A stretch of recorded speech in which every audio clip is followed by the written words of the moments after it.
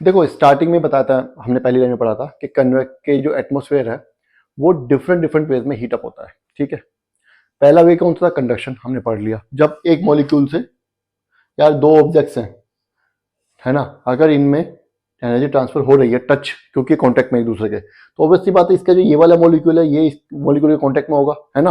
और ये मान लो ये दो ऑब्जेक्ट्स हैं, ये और ये यहाँ पे टच हो रहे हैं। अब ये एनर्जी ट्रांसफर करेंगे, ये गर्म है ये ठंडा है, यहाँ से एनर्जी यहाँ की तरफ जाएगी। इसका मतलब ये मॉलिक्यूल टच हो रहा है जो एज पे है बिल्कुल, ये मॉलिक्यूल इस मॉलिक्यूल में एनर्जी ट्रांसफर कर रहा है, इसको हम कंडक्शन बोलते हैं। ठीक है, ये जनरली सॉलिड्स में होता है, हो तो कहीं भी सकता है, लिक्विड गैसेस में भी हो सकता है, लिक्विड में भी हो सकता है, जनरली सॉलिड्स में होता है। ठीक है, अब मैं आपको एक एग्जांपल देता हूं। लेकिन जब क्या होता है जिस मटेरियल में, लेकिन जिस मटेरियल में कन्वेक्शन जो होता है, जनरली कन्वेक्शन का मतलब बेसिकली क्या होता है कि जब किसी मटेरियल में, बेसिकली जिस मटेरियल में हीट ट्रांसफर होनी है वो मटेरियल खुद ही आगे जाके हीट को सर्कुलेट करने लगे। जैसे कि मैं आपको एक एग्जांपल देता हूं। ये एक पतीले में पानी गर्म हो रहा है, ठीक है, नीचे आग जल रही है। ठीक है, ये समझ आ गया, नीचे आग जल रही है। अब जब आग जलेगी तो सबसे पहले ये वाला हिस्सा पानी का गर्म होगा,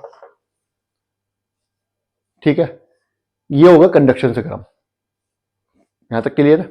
अब क्या होता है, कभी कभी, अब कायदे में तो ये वाला आगे का जो पानी है ये भी कंडक्शन से गर्म होना चाहिए, होता भी है, लेकिन ज्यादातर क्या होता है, ये पानी जो नीचे वाला पानी कभी कभी इतना ज्यादा गर्म हो जाता है और ऊपर वाला पानी बहुत ज्यादा ठंडा रहता है, तो क्योंकि ये गर्म हो चुका है हीट ट्रांसफर के लिए ये पानी ऊपर चलने लगता है।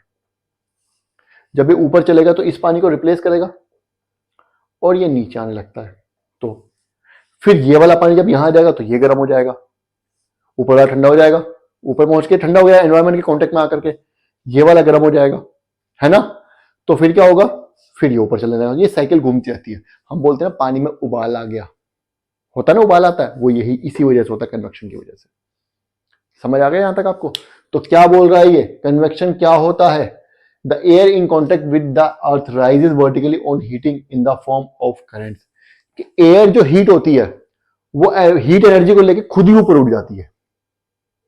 हीट एनर्जी है, एयर जो हीट अप हुई वो टच कांटेक्ट में जो उसकी एनर्जी आ रही है उसको कांटेक्ट में आने की वजह से गर्म नहीं कर रही है, बल्कि वो एनर्जी लेके खुद ही ऊपर चली जा रही है। क्यों? क्योंकि हवा हल्की हो जाती है ना, हल्की हो गई, गर्म हो गई, हल्की होगी तो ऊपर पहुंच जाएगी। And further transmits the heat of the atmosphere, और एटमोस्फेयर का जो हीट है वो ट्रांसफर कर देती कहां? अपर लेयर में। तो नीचे से ऊपर एनर्जी पहुंचाने में कंडक्शन का उतना रोल नहीं रहता, कन्वेक्शन का ज्यादा रोल रहता है। जैसे कि यहां पे भी आप देख सकते हैं कन्वेक्शन का ज्यादा रोल है ना। समझ आ गया यहां तक? चलिए, this process of vertical heating, इसको वर्टिकल हीटिंग भी बोलते हैं, of atmosphere is called convection. Vertical heating के इस प्रोसेस को हम क्या बोलते हैं? कन्वेक्शन बोलते हैं। समझ आ गया? चलिए, the convective transfer of energy is confined only to troposphere. बहुत याद रखने वाली बात है कि कन्वेक्शन जो है वो ट्रोपोस्फेयर तक ही एटमोस्फेयर को गर्म करता है, उससे आगे नहीं करता। याद रखना, ठीक है। कहां तक होता है कन्वेक्शन? ट्रोपोस्फेयर। ट्रोपोपोज के बाद तो कोई करंट होता ही नहीं है, जा ही नहीं पाता। समझ गए? ट्रोपोपोज एक ढक्कन की तरह है, उसके ऊपर कोई करंट नहीं जा पाएगा, वर्टिकल करंट्स नहीं होता उसके ऊपर। समझ आ गया यहां तक? चलिए, कंडक्शन हो गया, कन्वेक्शन हो गया, अब नेक्स्ट पढ़ते हैं अब आगे।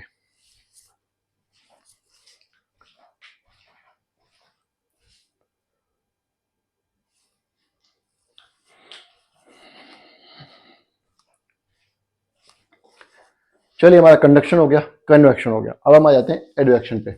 एडवेक्शन की वजह से भी जो हीट है वो ट्रांसफर होती है अर्थ से एटमोस्फेयर में, मतलब एटमोस्फेयर को गर्म करने में एक प्रोसेस एडवेक्शन भी काम करता है। एडवेक्शन होता क्या है? Basically advection is the transfer of heat through horizontal movement.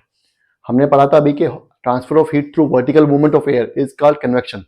ठीक है, when the movement is horizontal, movement of air is horizontal, तो क्या होता है ये? इसको हम एडवेक्शन बोलते हैं। एक अर्थ के एक प्लेस से दूसरे प्लेस पे जब एयर जाती है तो वो अपने साथ एनर्जी लेकर के जाती है, हीट एनर्जी, है ना, उसको हम क्या बोलेंगे? एडवेक्शन बोलेंगे। अब ये कई बार क्या होता है, देखो, चलो पहले आगे पढ़ लेते हैं। Horizontal movement of air is relatedly more important than vertical movement. ये कह रहा है हॉरिजॉन्टल मूवमेंट जो है वो ज्यादा इंपॉर्टेंट है वर्टिकल मूवमेंट से। क्यों है ऐसा? देखो, डेली आपने देखा हो कि डेली जो वेदर चेंज होते हैं, वेदर के बारे में पता है, day to day changes in atmosphere, जो क्लाइमेटिक कंडीशंस होते हैं, जैसे कि अभी धूप है, थोड़ी देर में बारिश हो जाएगी, है ना। अभी गर्मी है, थोड़ी देर में एकदम से ठंडी हवा चलने लगती है। अभी मौसम ठीक है, फिर एकदम से गर्मी बढ़ जाएगी। तो ये वेदर होता है, थोड़ी थोड़ी देर में क्लाइमेट चेंज होते रहते हैं, उनको हम सीजन में चेंज होते रहते हैं, वो मतलब उनको वेदर बोल सकते हैं।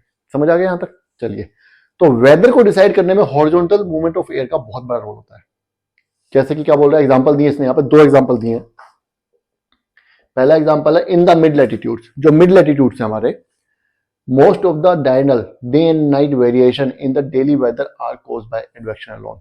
जो डेली वेदर कंडीशंस है, डायनल का मतलब है डे एंड नाइट, मतलब 24 घंटे का एक दिन होता है जिसमें 12 घंटे के दिन होता है, 12 घंटे की रात होती है ना। तो उन दोनों को मिलाकर के डायनल बोलते हैं, दिनों रात। ठीक है, तो एक ही दिन में जो वेदर चेंजेस होते हैं वो इन्हीं हॉरिजॉन्टल एडवेक्शन की वजह से होते हैं।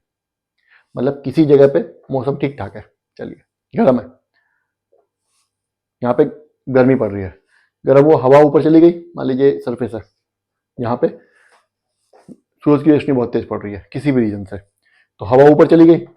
अब यहाँ से हवा, यहाँ की जो हवा है ये इसको फिलअप करने के लिए यहाँ आई, ये वो ठंडी है ना। तो क्या होगा, यहाँ का टेम्परेचर एकदम गिर जाएगा, आने के बाद गिर जाएगा कि नहीं गिर जाएगा। तो इसको एडवेक्शन बोलते हैं, एडवेक्शन की वजह से एकदम से वेदर चेंज हो जाता है। समझ आया? दूसरा एग्जांपल क्या दे रहा है, लू। लू है, हमारे इंडिया में लू चलती गर्मियों में, गर्मियों में लू चलते, बोलते हैं कि लू चल रही है आजकल, बहुत ज्यादा ध्यान रखना चाहिए अपना, है ना। ऐसा होता है ना। क्या होती है लू?